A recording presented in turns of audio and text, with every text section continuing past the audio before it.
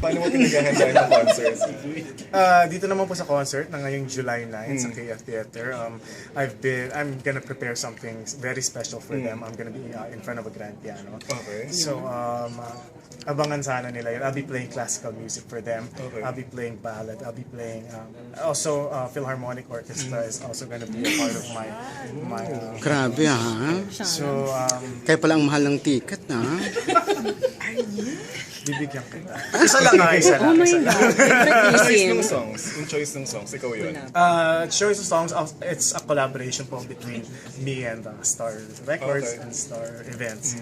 Kaya ngayon, pina-finalize ko po. Kailan mo ito naging pangarap na magko-concert ka? Kasi di ba parang ang tagal na. Mahilig kasi akong mag-perform. I love performing, hindi sa dancing, but I love performing like doing recitals. And nung ginagawa ko po yun before, small amount of people lang naman yung nanonood ng mga kabataan ko.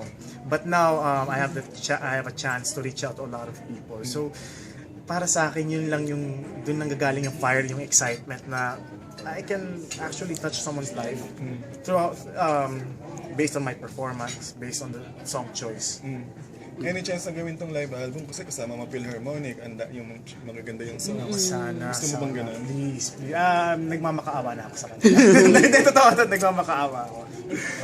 So ikaw ang mag-aano ng instruments mo? Ikaw ang Yes, backup yes. yung sarili mo? I'll be having the grand piano. Okay, finally, no, magagawa mo na to. Yun nga.